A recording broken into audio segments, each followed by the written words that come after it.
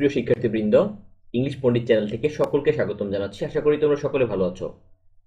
আজকের এই ক্লাসে আমরা আলোচনা করব অষ্টম শ্রেণীর নতুন শিক্ষা curriculum chapter 6.3.6 page number 89।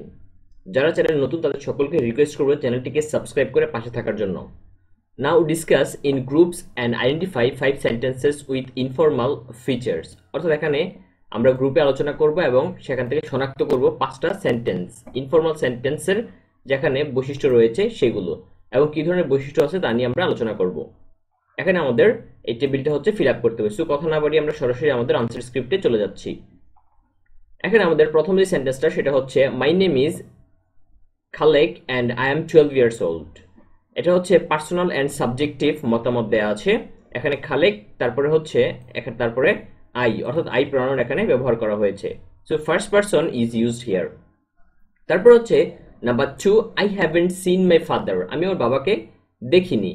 Contraction is used, haven't অর্থাৎ এটাকে সংক্ষিপ্ত রূপে ব্যবহার করা হয়েছে। তারপর 3 নম্বর হচ্ছে I begin my work at 6 AM অর্থাৎ সকাল 6টায় আমি আমার কাজ শুরু করি। A very short and simple sentence is used here.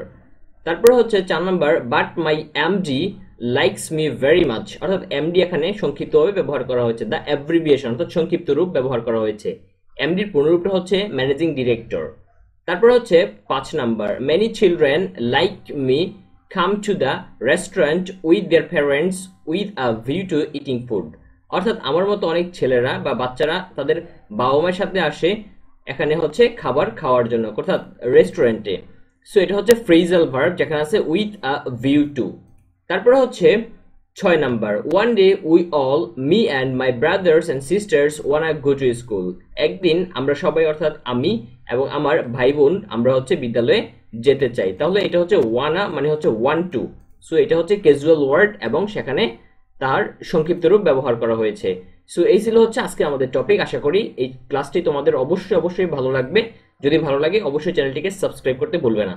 পরবর্তী ক্লাসের আমন্ত্রণ জানিয়ে আজকে এখানেই শেষ করছি। ইংলিশ পণ্ডিত চ্যানেলের পক্ষ থেকে সকলকে আবারও স্বাগত জানিয়ে ধন্যবাদ সবাইকে।